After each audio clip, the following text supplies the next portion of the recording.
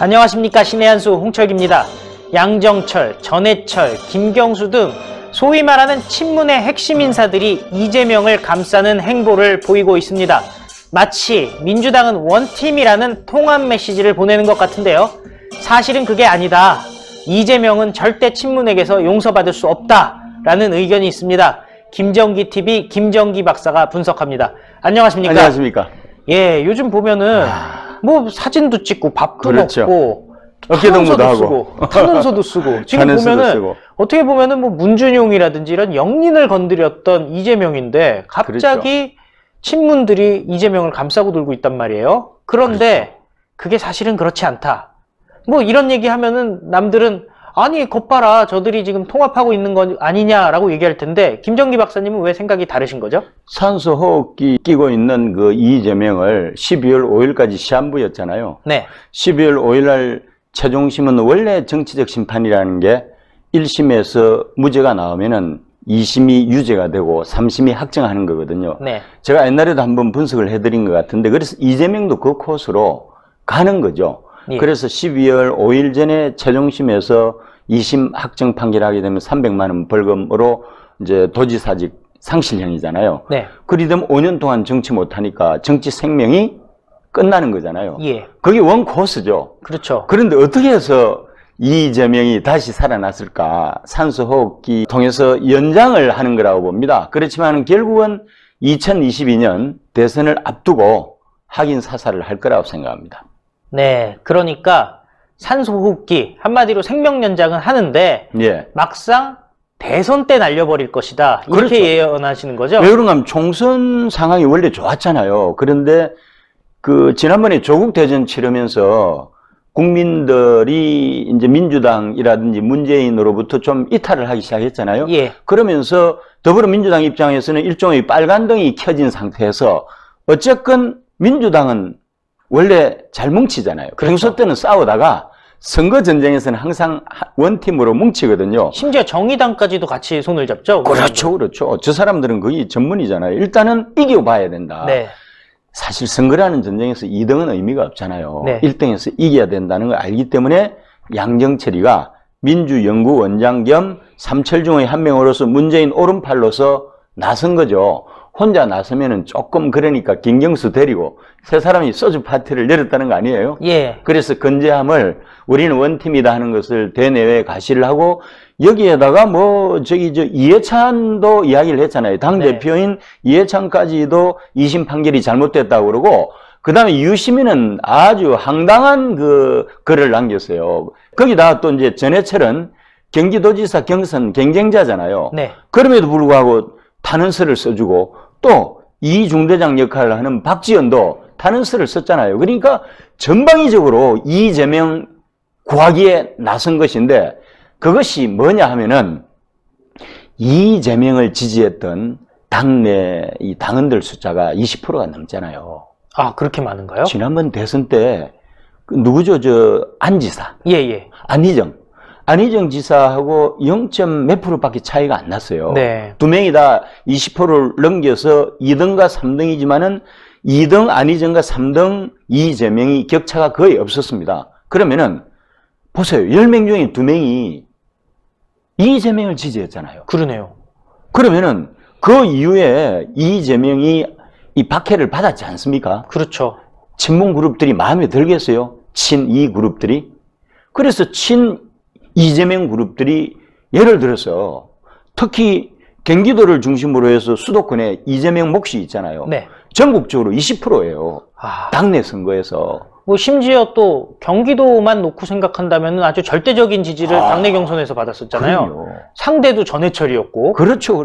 우리는 전략적으로 어떻게 해서든지 이재명하고 그 다음에 문재인이 싸우는 이재희 전략으로 가서야 되는 거고 그런데 쟤들이 정신 차리고 통합적으로 가는 거죠. 그런데 단기적으로 평화일 뿐입니다. 양대 전선이. 일단 본인들이 위기가 닥쳐오니까 그렇죠. 뭐 이재명이라도 손을 잡아보자. 그야말로 지푸라기라도 잡는 심정인 거 아니겠습니까? 예. 그런데 이게 참 묘한 게 이재명과 문재인의 이익이 합치예요. 네. 그래서 성사되는 거죠. 이재명의 이익은 뭔가 하면은 지금 원래대로 가면은 정치적 그 재판 순수와 절차에 따라서 12월 5일 전에 벌금 300만 원 형이 이제 확정이 될 거라고요. 그렇죠. 그러면 정치 생명이 끝나버리잖아요. 완전히 죽는 거거든요. 네. 그런데 문재인의 필요가 대두가 된 거예요. 총선에 빨간불이 켜지면서. 그래서 20% 이탈표를 막아라 해가지고 이재명 구하기에 나섰는데 그게 뭔가 하면은 이재명 경기도지사가 소위 말해서 위헌 법률 심판 제청 신청을 했습니다. 네. 이게 뭔가 하면은 기존에 이제 항소심 판단이 나왔잖아요. 이런 법률 심판에 대해서 위헌이다. 이거를 이제 대법원에 신청을 해요. 그럼 대법원은 이것을 받아들일지 안 받아들일지 여부를 결정하는데 대개 이런 경우 꼼수거든요. 정치인들이 시간 끌기 지연 전략으로 쓰기 때문에 대법원이 신청을 받아들이는 비율이 1% 미만입니다. 네. 그리고 해방 이후에 12건밖에 없어요. 그 정도로 정면 돌파 어렵기 때문에 사람들이 대개 위헌 법률 심판 제청 신청을 대법원이 하지 않습니다. 예. 그런데 왜 이재명은 11월 달 들어서 했느냐? 결국은 자기를 필요로 한다는 것을 알았죠. 예. 선거철에.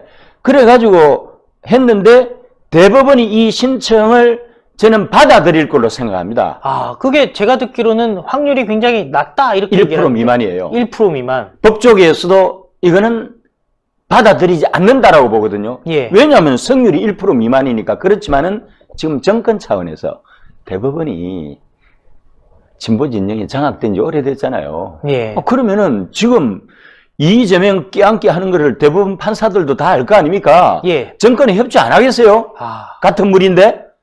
그래서 1% 미만의 확률을 100%로 만드는 작업이 진행이 되고 있고, 그리 되면 이제 헌법재판소에 이제 제청을 하는 거죠. 그죠? 대법원에서 위헌 법률 심판 제청을 하게 되죠. 그럼 대법원의 판단은 언제 나오느냐? 최소 1년에서 2년 걸리거든요. 예. 그러면 선거는 끝나잖아요. 그죠? 그렇겠네요. 그래서 불완전한 동거기는 하지만은 어쨌건 대법원이 신청을 받아들여서 헌법재판소에 제청을 하게 되면은 헌법재판소 판단 나올 때까지는 1년에서 2년이니까 총선은 끝나잖아요. 총선까지는 봉합한다. 그렇죠. 그렇죠. 총선까지는 봐주고. 예. 그리고 절차에 따라서 결국은 대법원이 신청을 했고 대법원이 헌재에 제청을 했지만은 헌재에서 인용보다는 기각을 할 가능성이 많겠죠? 네. 그러면서 결국은 이재명을 궁극적으로는 악인 사살을 할 거다. 예. 왜냐하면 2022년 대선 때 이재명이 나올 수 있는 구조를 발다리를 묶어버려야 잘라버려야 될 거 아니에요. 이재명이 혹시라도 나와가지고 대통령 후보가 돼가지고 대통령이 될 가능성은 1%지만은 만일에 된다면 이재명의 문재인에 대한 복수가 시작되지 않겠어요? 아, 이재명이 문재인에게 복수할 것이다. 지난번에 경선 치열하게 했습니다. 아주 치열했죠. 서로 영린을 건드렸잖아요. 넘지 말아야 할 선을 넘었기 때문에 이재명이 문재인 살려둘 것 같아요. 문재인은 그걸 알고 있는 거죠. 그래서 대선 전에 아마 헌재의 이름으로 대법원에서 최종심을 확정해가지고 이재명을 확인 사살할 것이다 라고 생각하는 거죠. 그러면은 이재명도 만만한 인물은 아니잖아요. 그렇죠. 만만치는 않죠. 이재명 입장에서 이대로 당하고만 있을까요? 그런데 지금 이재명이 밟는 프로세스는 그냥 지극히 법률적인 프로세스를 밟고 있잖아요. 예. 뭐 누가 누구를 약속했다, 누가 누구를 뭐 해주기로 했다 이런 거 하나도 없잖아요. 하나도 없어요. 예, 그냥 그대로 신청하고, 그죠?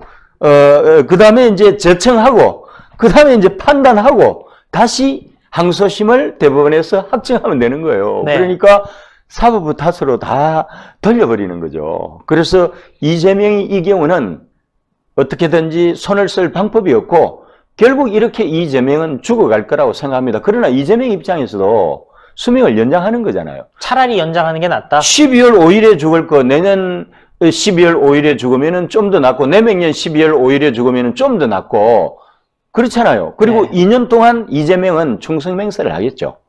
그러니까 내년 총선 끝나고 나서는 죽음의 암문이 기다리고 있을 거 아닙니까? 그러면은 이재명이 살기 위해서 오로지 문재인을 주군으로 모시겠다는 충성맹세를 하면서 신뢰 확보를 위한 노력을 정말 절실하게 할 거라 생각합니다만은 문재인이 자기들끼리 리그에서는 속을 알잖아요. 받아들이질 않죠. 너는 아니야. 가봐. 이런 거죠. 예, 네. 오늘 말씀 감사했습니다. 감사합니다.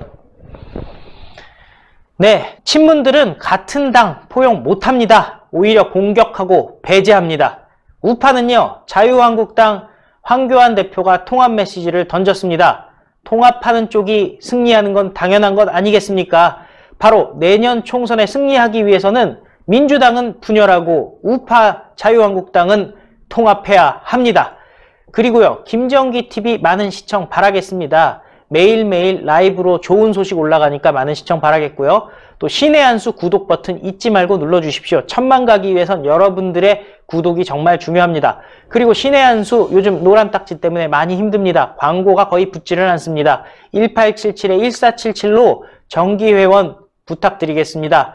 신의 한 수가 좋은 뉴스 계속 보도할 수 있는 큰 힘이 되겠습니다. 감사합니다. 감사합니다.